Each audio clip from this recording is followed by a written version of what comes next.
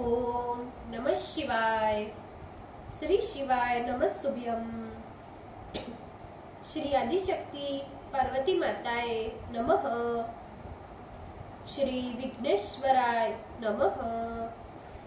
श्री लक्ष्मी नारायणे नमः। श्री सरस्वती ब्रह्माय नमः। श्री सियारामे नमः। श्री रामदास हनुमाने नमः। श्री राधेश्यामे नमः। हे शिवजी, તમારી કૃપાથી હું આ શિવ પુરાણ વાંચી રહી છું અને મારી મમ્મી અને તમામ શ્રોતા શિવ પુરાણ સાંભળી રહ્યા છે। અમે બધા શિવ પુરાણનું જ્ઞાન પ્રાપ્ત કરી શકીએ એટલી શક્તિ પ્રદાન કરજો અને શિવ પુરાણનું તેજ સહી શકીએ એટલી ક્ષમતા પ્રદાન કરજો।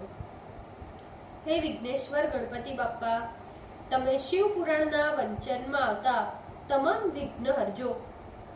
हे कृष्ण मनोहारिणी राधा जी, हे श्याम सुंदर, हे सिया राम जी, हे रामदास हनुमान जी, તમે શિવ પુરાણ સાંભળવા જરૂર પધારજો અને મારા હૃદયમાં સ્થાન ગ્રહણ કરજો। ઓમ નમઃ શિવાય। શ્રી શિવાય નમસ્તુભ્યમ। पंचम संहिता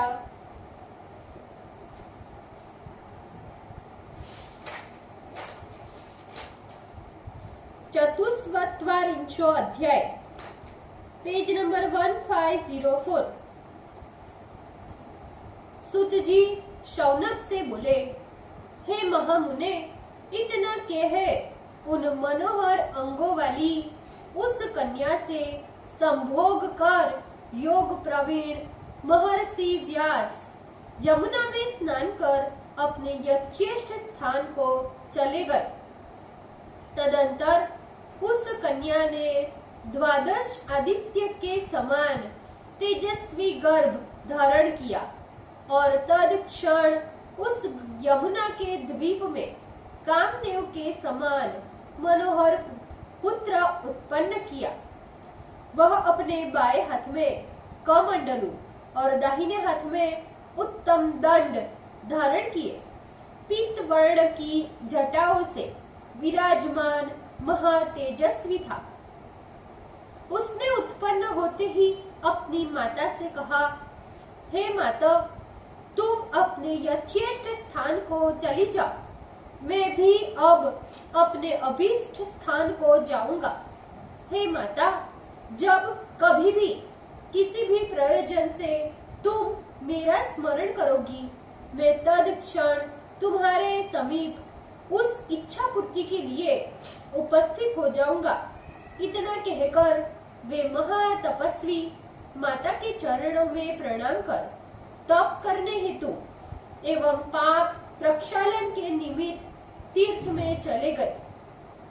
सत्यवती भी पुत्र स्नेह से व्याकुल होकर अपने पुत्र के चरित्र का स्मरण कर अपने भाग्य की सराहना करती हुई पिता के पास चली गई। द्वीप में उत्पन्न होने के कारण उस बालक का नाम द्वैपायन हुआ और वेद शाखा के विभाग करने के कारण वे वेद व्यास कहे गए। सर्वप्रथम वे धर्म, अर्थ, काम एवं मोक्ष देने वाले तीर्थराज प्रयाग, फिर नैमिषारण्य, कुरुक्षेत्र, गंगा द्वार, अवंतिका, अयोध्या, मथुरा, द्वारिका, अमरावती, सरस्वती, सिंधु संगम, गंगा सागर, कांची, त्रयंबक, सप्त गोदावरी तट, कालंजर, प्रभास, बदरिकाश्रम, महालय, ओंकारेश्वर क्षेत्र, पुरुषोत्तम क्षेत्र, गोकर्ण, भृगु कच्छ, भृगु तुंग, पुष्कर, श्री पर्वत और धारा तीर्थ में विधि पूर्वक स्नान कर तपस्या निरत रहे। तदंतर वाराणसी पहुंचे, जहां साक्षात विश्वेश्वर नाथ तथा महेश्वरी अन्नपूर्णा अपने भक्तों पर अपार कृपा कर उन्हें अपृत यानी मोक्ष दान करने के लिए स्वयं विराजती है। वाराणसी में उन्होंने जाकर मणिकर्णिका का दर्शन किया, कोटि जन्मार्जित अपने पापों का परित्याग किया। पुनः विश्वेश्वर आदि संपूर्ण ज्योतिर्लिंगों का दर्शन कर समस्त कुंड, वापी, कूप तथा सरोवरों में स्नान किया। सभी विनायकों एवं सभी गौरियों को प्रणाम कर पाप भक्षक कालराज महाभैरव का पूजन किया। फिर प्रयत्न से दंड नायक आदि गणों का स्तवन कर आदि केशव आदि मुख्य केशवों को संतुष्ट कर लोलाकादि मुख्य सूर्यों को दंडवत किया और सावधानी से समस्त तीर्थों में पिंडदान किया और अपने नाम से व्यासेश्वर नामक ज्योतिर्लिंग का संस्थापन भी किया। हे ब्राह्मणों, उस लिंग के दर्शन मात्र से मनुष्य विद्या में बृहस्पति के समान हो जाता है। इस प्रकार विश्वेश्वर आदि समस्त प्रमुख लिंगों की अर्चना कर व्यास जी बारंबार विचार करने लगे कि कौन सा लिंग शीघ्र ही सिद्धि प्रदान करता है, जिसमें शिवलिंग का आराधन कर मैं संपूर्ण विद्याओं को प्राप्त करूं तथा जिनके अनुग्रह से मुझे पुराण रचना की शक्ति प्राप्त हो।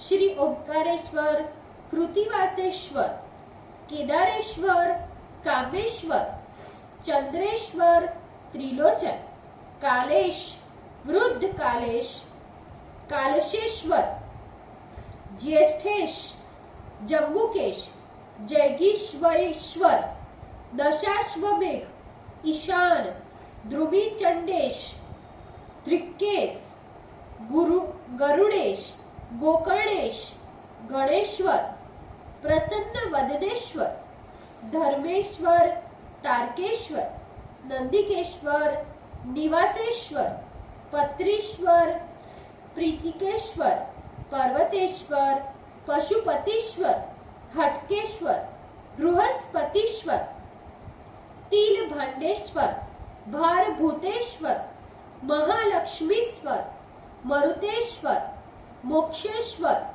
गंगेश्वर, नर्मदेश्वर, कृष्णेश्वर, रत्नेश्वर, यमुनेश्वर, लांगलेश्वर, श्रीमती विश्वेश्वर, अभिमुक्तेश्वर, विशालाक्षीश्वर, व्याघ्रेश्वर, चौराहेश्वर, विद्येश्वर, वरुणेश्वर, विधीश्वर, ऋषिकेशेश्वर, भवानीश्वर, कपर्दीश्वर, कंदुकेश्वर, अजेश्वर, विश्वकर्मेश्वर, वीरेश्वर, नंदिकेश्वर, कपिलेश्वर, भुवनेश्वर, वास्कुलेश्वर, सिद्धेश्वर, विश्वदेवेश्वर, वीरभद्रेश्वर, भैरवेश्वर, अमृतेश्वर, सतीश्वर, पार्वतीश्वर, सिद्धेश्वर, मतंगेश्वर,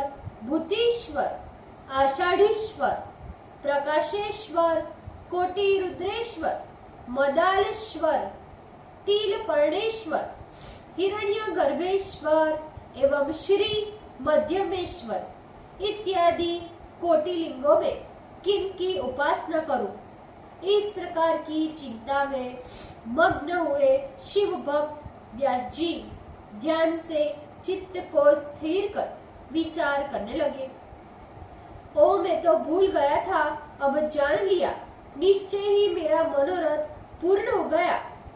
सिद्धों से पूजित एवं धर्म, अर्थ, काम तथा मोक्ष देने वाला ये मध्यमेश्वर लिंग है, जिसके दर्शन एवं स्पर्श करने मात्र चित्त निर्मल हो जाता है और स्वर्ग का द्वार सदा के लिए खुल जाता है। सिद्ध क्षेत्र अभिमुक्त नामक क्षेत्र में ये परम श्रेष्ठ मध्यमेश्वर नामक लिंग है। काशी में मध्यमेश्वर लिंग से बढ़कर और कोई दूसरा लिंग नहीं है, जिनका दर्शन करने के लिए प्रति पर्व पर देवता लोग भी स्वर्ग से आते हैं। इसका कारण मध्यमेश्वर नामक लिंग सदा ही सेवनीय है, जिनके आराधन करने से अनेक लोगों को सिद्धि प्राप्त हुई है। मध्यमेश्वर नामक ये शिव अपनी काशी नगरी को सुख देने के लिए इसके मध्य में प्रधान रूप से स्थित है। तुम्बुरु नामक गंधर्व एवं देवर श्री नारद इनकी आराधना कर गंधर्व विद्या में विशारद हुए हैं। विष्णु मोक्षप्रद हुए तथा इनकी आराधना से ही ब्रह्मा, विष्णु एवं रुद्र क्रमशः इस सृष्टि के स्रष्टा, पालक तथा संहारक हुए। कुबेर धनाध्यक्ष एवं वामदेव महाशैव हुए। खटवांग नाम के राजा भी, जो पहले संतानहीन थे, वे संतान युक्त हो गए। कोयल के समान गाने वाली चंद्रभागा नाम की अप्सरा भाव में तल्लीन होकर नाचने के कारण इसी लिंग में लय हो गई। श्रीकर नामक गोपी पुत्र मध्यमेश्वर की आराधना से शिव की कृपा प्राप्त कर गाणपत्य पद को भी प्राप्त किया।